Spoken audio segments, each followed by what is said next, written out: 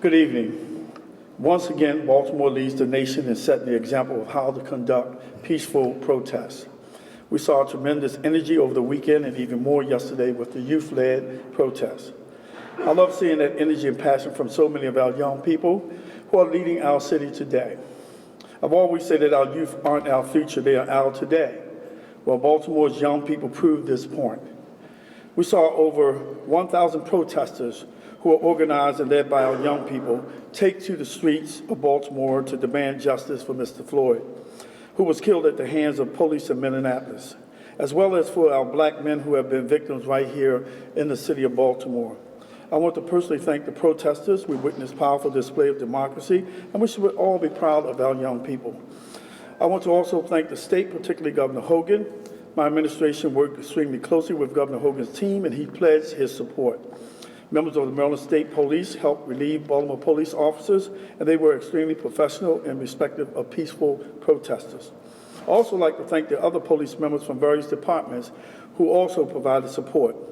You'll hear Commissioner Harrison go into greater detail about that in a moment. I want to thank the men and women of the Baltimore Police Department. They have trained very hard since 2015, and it showed over the past 4 days. We had officers fully engaging with the community and understanding the importance of respecting the individual rights of people to protest. So thank you for all your professionalism and dedication to serving the people of Baltimore.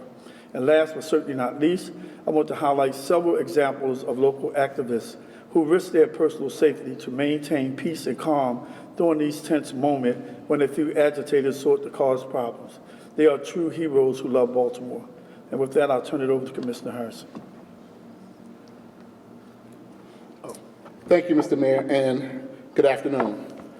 You know, last night was truly a sterling example of why I am so proud to be a part of this historic Baltimore comeback. We had peaceful, impassioned protests with few instances of violence or destruction of property. Last night and into early morning, we arrested 6 adults for various unlawful acts.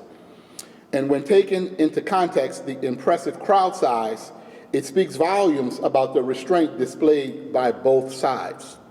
Police and community worked together last night to keep Baltimore safe. So I would like to take a moment to personally recognize the actions of the protesters that demanded an immediate end to aggressive acts by outside agitators. There were members of the clergy, along with other activist groups, especially the NAACP, who worked to keep protesters nonviolent, that were successful last night, and we thank them. In one such instance, officers were targeted by an individual who set off an M80 firecracker right there in the presence of the police officers. While no officer was injured, peaceful protesters sought out the individual and handed him over to the police to be arrested.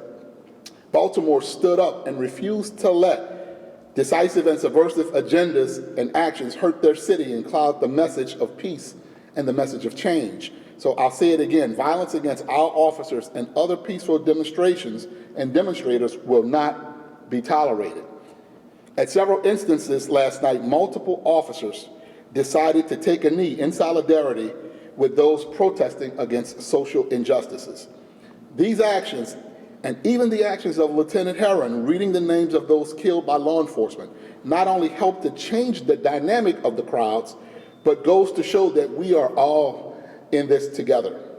These are just a few examples that have been brought to my attention, but I know there are many more from the last few days. We understand the frustrations that some may feel, and at this time we will continue to protect their constitutional rights and even help them protest peacefully.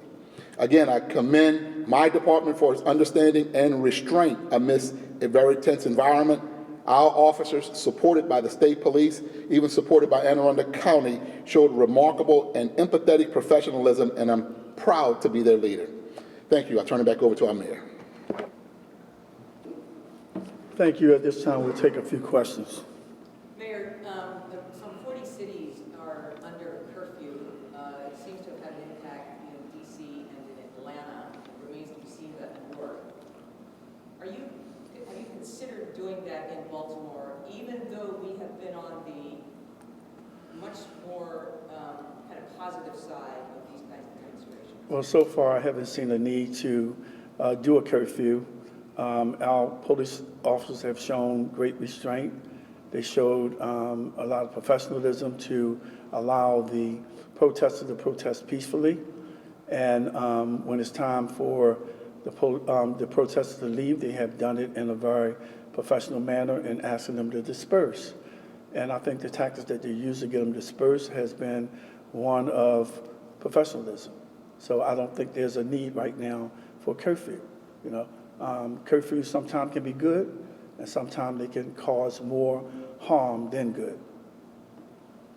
For the Commissioner, in relation to the protests, we know of at least 2 businesses that were burglarized and were vandalized, including a jewelry store, a Utah Place, as well as an Italian restaurant. Can you speak to those crimes and if there's any ties to the protesters? First of all, they're under investigation. We've taken reports. They're under investigation. Anything that's brought to our attention, we want to make sure we document and investigate. And so officers and detectives are still continuing the daily work of delivering police services, investigating crimes so that we can find people responsible for them. Some of them were in the late hours after the protest was over, and they committed that damage, and some of them are just going to be individuals from the area who are just taking advantage of an opportunity to commit harm and burglarize. The message is, we're working to catch you, and when we catch you, we will hold you accountable. Commissioner Harrison, can you talk about the guy who was arrested with the long gun, what he was doing, or how long he was trying to do? I recall during the night watching a download video feed of that individual, and it was captured on some of our camera systems, and officers were alerted to it, who responded to it, and made the arrest without incident. I don't know that there's much more to it other than it was brought to our attention in the middle of what we started seeing an escalation of activity and an escalation of behaviors that caused us to have to don protective gear. Having that individual displaying that weapon in the middle of that was somewhat alerting. And so what I know is that an officer made arrests without incident. Was this a single shot? I do not have the information about that. Commissioner, can you describe, because you saw the video, what this person looked like? Was the person just casually walking around with this gun, or were they off to the side? I only saw just a snippet of it, and it was before the arrest. I don't have a physical description of the individual. What did that snippet look like that you saw? It was a camera feed from our helicopter, so it wasn't enough to give me identifiable characteristics.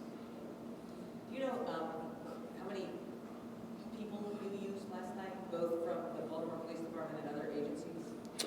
We, over the course of the entire day, of course, had officers in plain uniforms, and then we had a reserve corps with protective gear, and then there was a second layer of protective gear, and then we had state troopers. There were more than 50 state troopers with supervisors to help us, but we probably had in the area of 200 plus officers over the course of the evening and night hours. Last question. I have a question for you. With regards to the body camera video that was released about the arrest Friday night into Saturday night, what can you tell us about the officer and the latest with that situation? Well, that is a case that is under investigation by the Public Integrity Bureau. It's an open investigation which I cannot comment on or give any information until it comes to a disposition. What we can say is that when I did see it, it was seen at the same time by our Deputy Commissioner of Public Integrity Bureau, so I immediately ordered an investigation into it. And so while the woman was arrested on criminal charges, there is an open internal investigation there because the actions were in the commission of an arrest of a subject who committed a crime but did not rise to criminal conduct. But it warranted an open investigation.